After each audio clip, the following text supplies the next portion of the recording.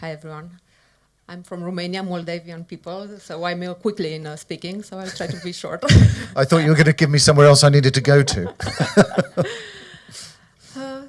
That's so great. Some words about me, because maybe... Yeah, absolutely, yeah.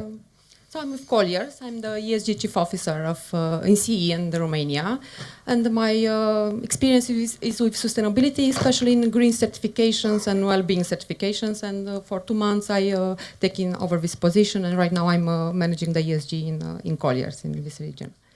Great. And in terms of the E, I suppose for you, what are the key aspects when you're looking at it? So for E, we can look from many perspectives. We can look from the perspective of the tenant, from the perspective of the developer or of the investor, and depending on that, maybe the discussion might be different.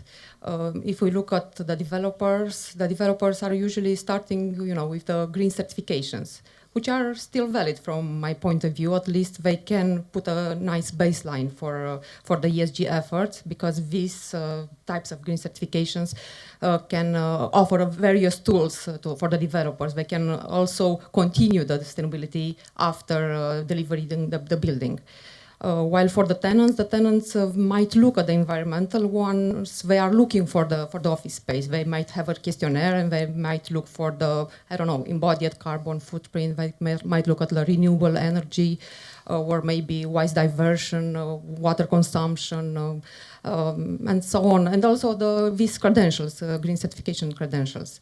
And when we are talking about the investors, maybe the discussion's a bit different. It's more, the investors, I think they want to look more at the metrics to see the things measured by something. And if we are talking about ESG, it's easily maybe to measure, because you can put some figures, but going back to the previous discussion, the social part, how we can measure that. So they will try to find those frameworks that can give them some figures, like GRESB, for example. And in terms of the E, how well prepared do you think investors are, particularly in the region, and how well prepared is the region, for example, investors who are coming from, global investors looking at the region, particularly in terms of the E? I think right now, the discussion might expand due to the EU taxonomy that will come and will, at least in the due diligence process, I think the investors will also look not only at the environmental policies, not only at the KPIs or energy performance or carbon transition plan, but they will also look at this of meeting the standards, of meeting the national standards, the international standards. So I think in our region, maybe we'll be forced by EU taxonomy in this moment of time. There is a lot of uncertainty how to implement this, but I think for sure the investors, the buyers, would like to have buildings that once they will be occupied by or be bought by them, will comply with the future regulations. So this might serve like a framework. And I hope maybe this is a short enough answer. Yeah, no, that's good. Does anybody have questions specifically on the environmental side? If so, put your hands up and I'll bear that in mind. Yeah, there's one there. That's great. Any others, just so that I know? That's great. Hi. Does it work? No, it doesn't work. Okay, I speak loud.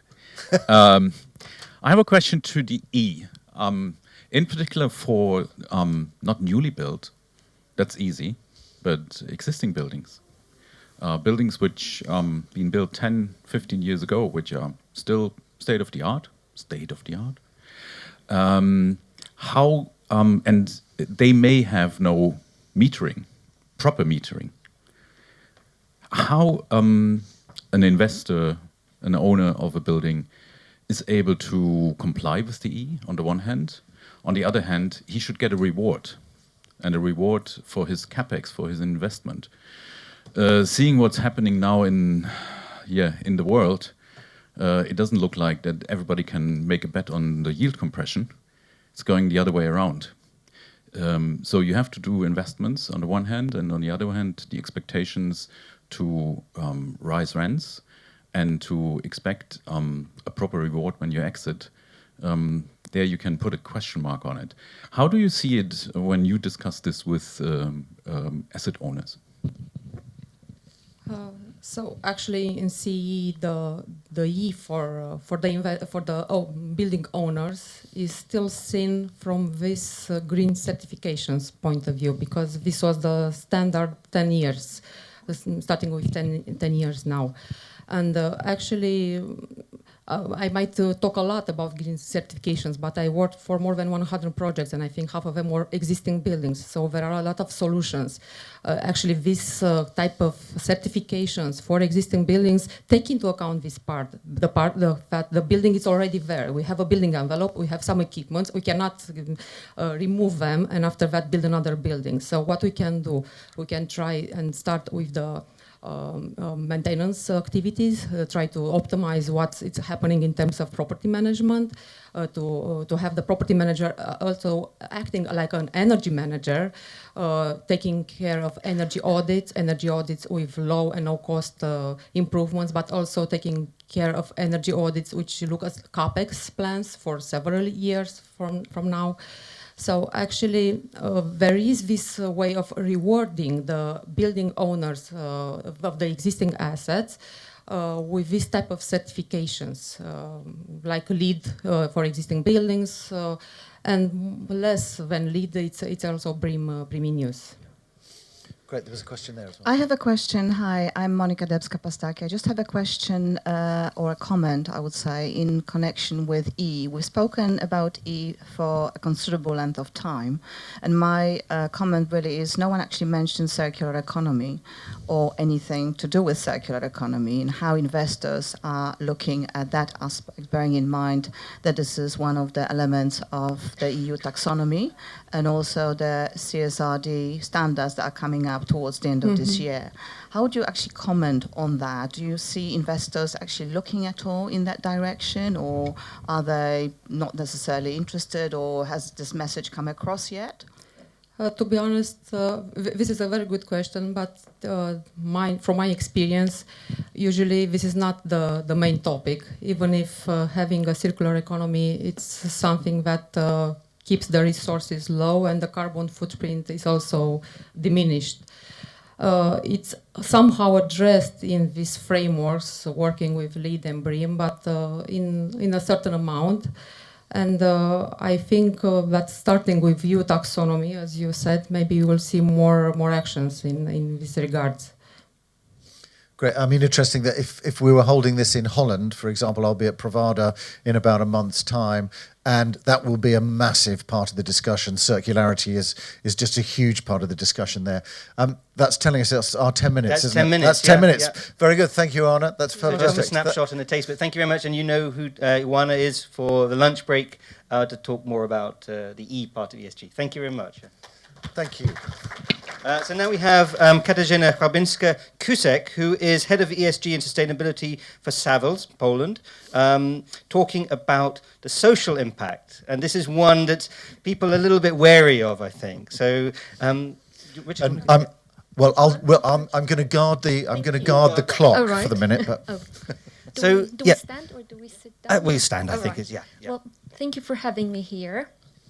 Very welcome. And so thanks. I mean, yeah, social impact is one we've talked about. It's a bit difficult to categorize, really. And is it CSR in disguise? Is it? And what's your reading of social impact, Katarzyna? Well, I thought you would ask me this, and I like to start with definitions. So I think it's best that we define what does the S mean. And for that, I would like to use the definition of UN Global Compact, which defines the social sustainability as identifying and managing risks of companies dealing with stakeholders. And I would like to give a credit to Capital Park that very nicely defined in the previous discussion the list of stakeholders, because we need to remember that among stakeholders as a company we have workers in the whole value chain. We have the local community, but we also have non-public organizations. We have the local and national governments. We have all sorts of social groups. And there's a lot of people to manage risks with. And you said risk. I mean, why risk? Risks That's and not the word I would... risks and opportunities. I use the word risk because not managing these aspects brings risks on companies. And the whole ESG, which the acronym is new, but sustainability is not new at all, the acronym comes from the financial sector, which is about measuring and quantifying the risks and opportunities of companies associated with the environmental, social, and governance aspects of business. Can you in terms of social, environmental, we know Yes. you can categorize. Can you categorize the social aspect? Can you rate it, for example? Can companies be rated on it? Absolutely, and there are global frameworks that are being used for a very long time for sustainability ratings and reportings. And among the social aspects that should be listed are training and education, diversity and inclusion, which was mentioned here before, anti-discrimination, health and health and productivity, health and well-being, health and safety maybe would be the better term, because on a building level, but we'll talk about it in a second. Marketing and labeling, which is also very important, of the product that we have, which is not about greenwashing, but about how do we market the product to the market, how do we talk about it, do we encourage people to good behaviors, and it's also the product relationship with the community. So what does the product do to the community? Does our product make people healthier, or on the contrary? Are we aware that our product is using ingredients that are toxic, and we are still making the product for the profit and also marketing it in a very positive way? These are the key elements, and also engagement with the local community, which is very important. How do we impact the local community? How do we create the social capital? Okay. Any questions on the social aspect of ESG? I've got a... Where was that? Richard, you asked a question while I passed the microphone. Okay. Yeah, no, I was just... There's obviously been a lot of focus we've heard as... from INREV, but also there from Irina and from Sabina about a growth of areas like, affordable housing, student housing, healthcare, life sciences. Is that partly driven by this, idea of purpose-driven investment, of social impact? It's driven out of the goodwill also, and it all comes under the S element. It's like to maybe simplify it, because ESG is a new term, but sustainability and corporate social responsibility are not. And what comes under social, it's mostly corporate social responsibility, how business deals with, how business reacts, I don't like the word deal, reacts and contributes to the society. What does the business do to be a good corporate citizen? Hi. Hi. How do you see the social value impact in terms of assessment of value chains up and down of any company that perhaps will have to report on the value chain as well? How do you see that? Because at the moment there's relatively little discussion on that aspect, although it's going to be quite a substantial task in order to ensure that CSRD reporting standards will have to be fulfilled. Absolutely. Thank you for that question. It's a very important topic, but as you said, not very much discussed. So at the moment, under the EU taxonomy, what we need to report in the value chain is the minimum standard guarantees. So that's the minimum for now. But what we could do on a daily basis, I mean, what else could we do is to make sure that in the procurement process we do have elements of diversity and inclusion, that we support, well, for example, we support the local business, we support business that does not discriminate, we support businesses that contribute to the local community, and so on and so forth. Does it answer your question? And of course, when the CSRD directive comes into place, we'll have very specific guidelines to follow and to report on. When will it come into place? Yeah. End of this year. Okay. And for reporting the following. It's postponed till next year. And 24. Everyone says 24. Okay. Okay. Well, thank you very much. That's just again another snapshot. And Katarzyna, it's not easy to come up here suddenly have a microphone thrust into your. If I may say something, Yes, this of is course. very important for me because we're talking on the corporate level, but on the building level, it's also about health and well-being of people. Yeah, how does the building, as our product, if we are a developer, for example, supports health and well-being of people? And I would like to give another perspective to the social aspect. So maybe it comes up front and it's not forgotten anymore. A lot of companies have problems bringing people back to the offices after the pandemic. And this is the social aspects and all the initiatives that come under social strategies can be very helpful in that.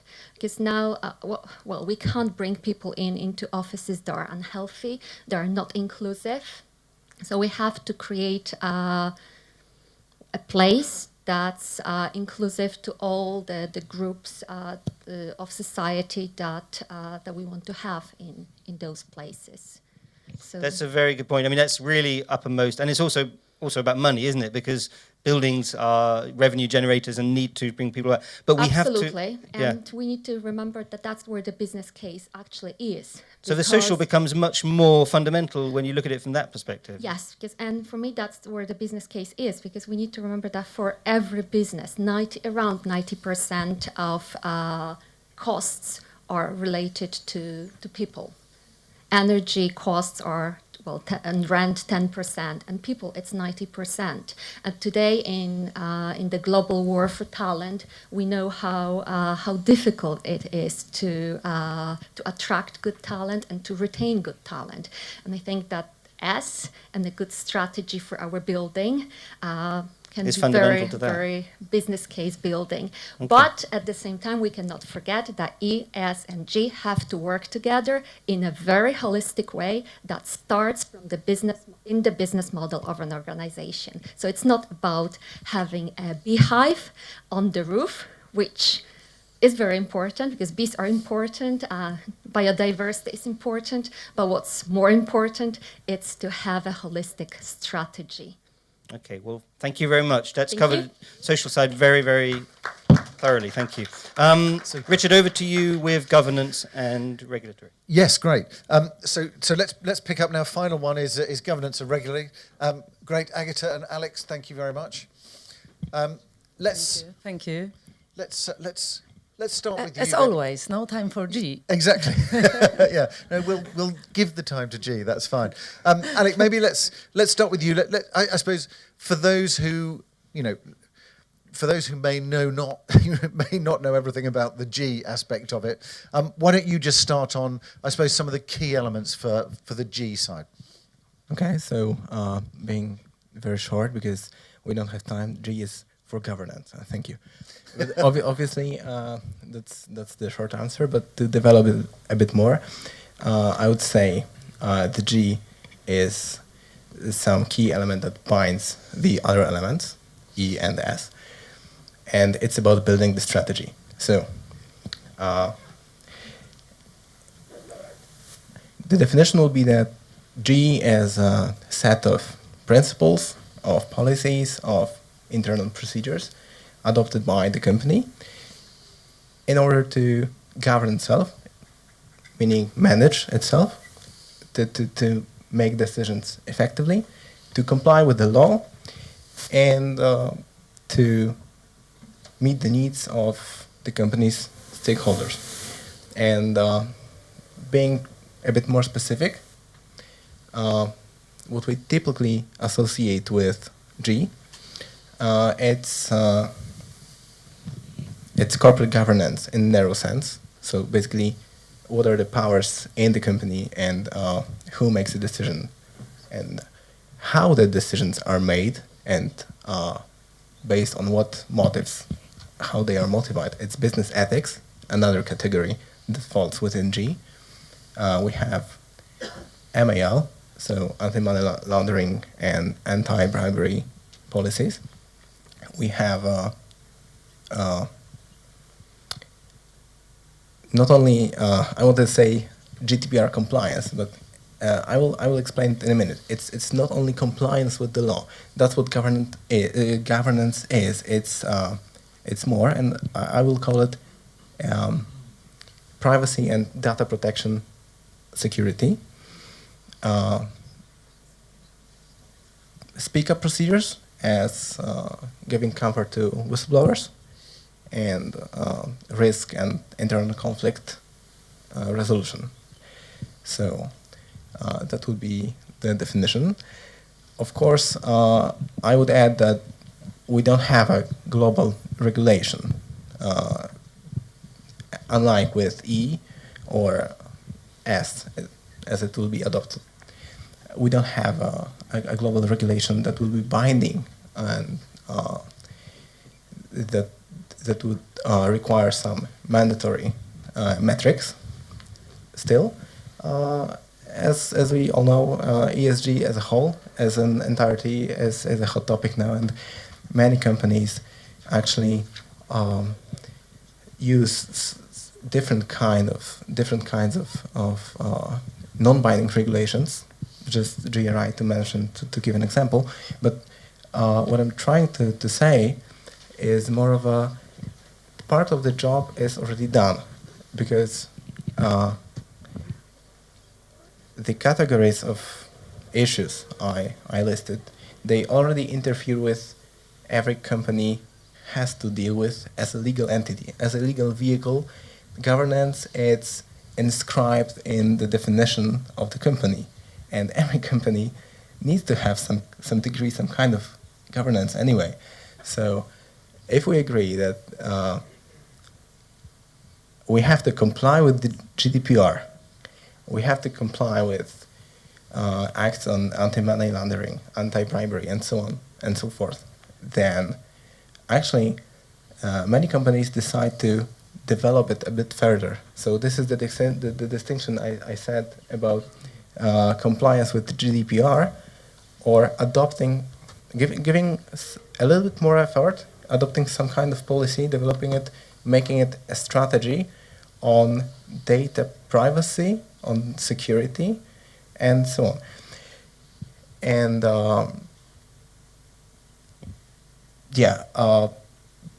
I think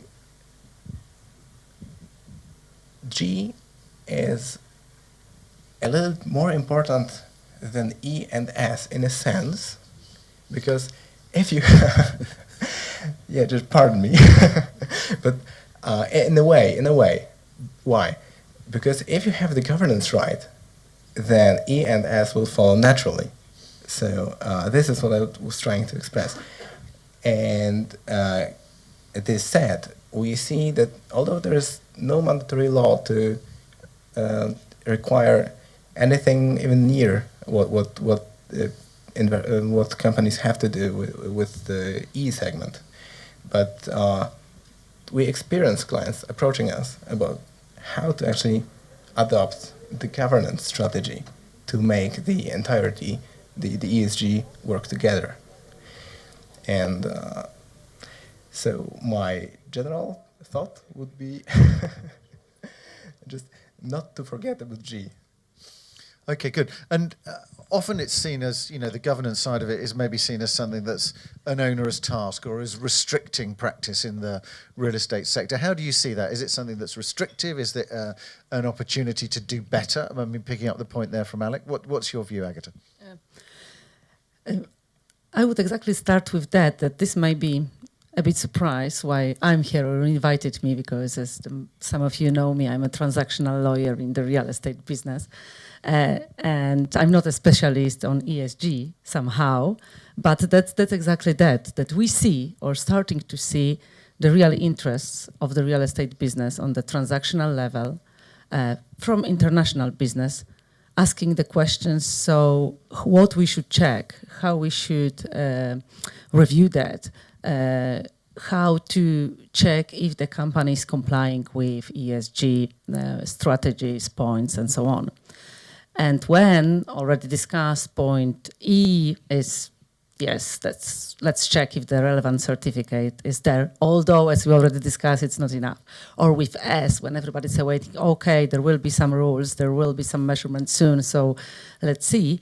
With the governance, what we also see, and this will be a change, then this will be a difference in the real ESG, that the ESG policy of European Union will require to measure also and try to measure the G, the governance, and try to reflect how this influence the real value of the company. And I think this is still a bit underestimated here in real estate, but this will come because in the whole chain of supply, also this element will be checked. And to be honest, this is possible to check it. This is possible to give the also taxonomy for G, which will for sure come soon. Not that soon as for S, but this will. And by that, there will be possible to measure if relevant policies implemented are the right policies. Yeah. Okay, so that's interesting. And so you're seeing it more here in the region particularly. Obviously, it's something that we've been seeing increasingly as well. Any questions, any points around that? I mean, might be interested to pick up on, Irina, your or Sabina's, your kind of view from that governance side.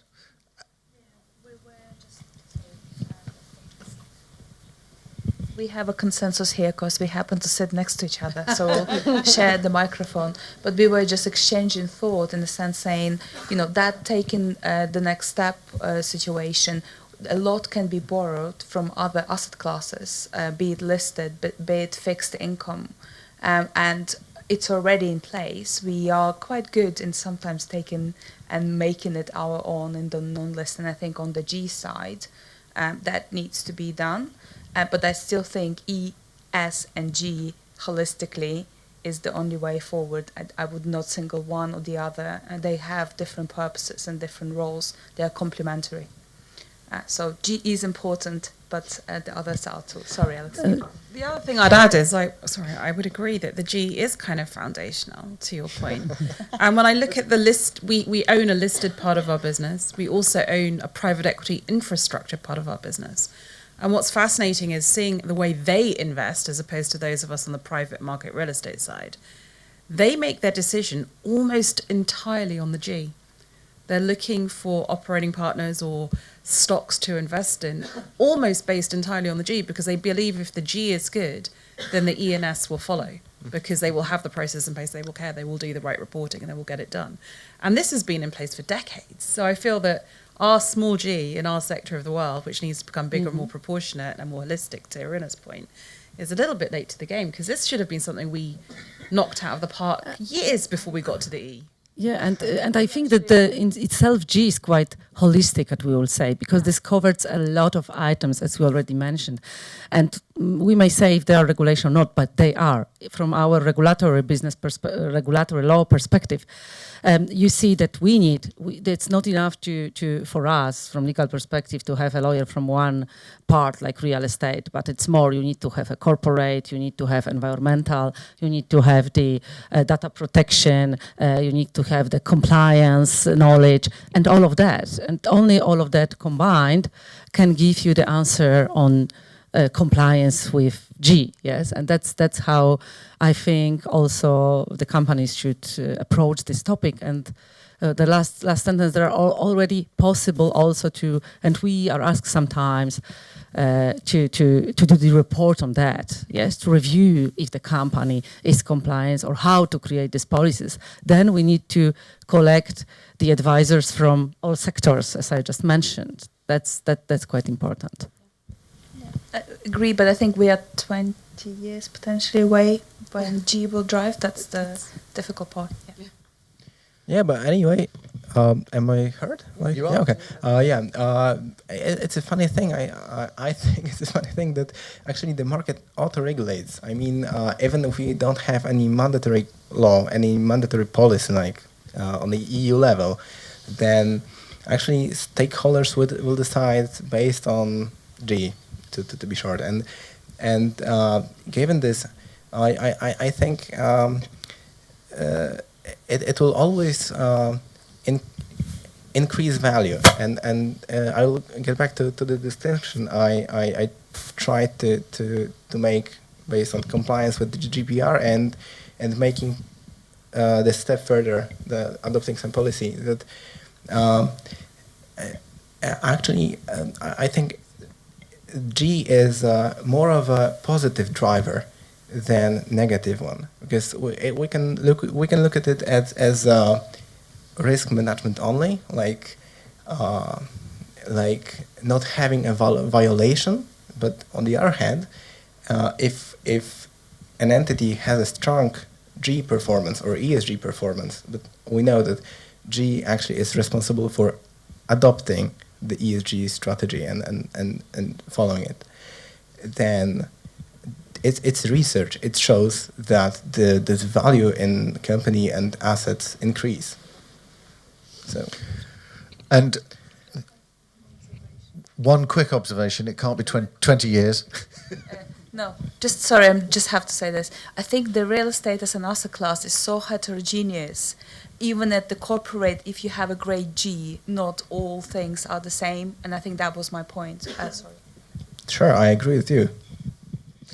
That's great. And on that spirit of agreement and sustainability in the sense of sustaining ourselves through the rest of the day, lunch is...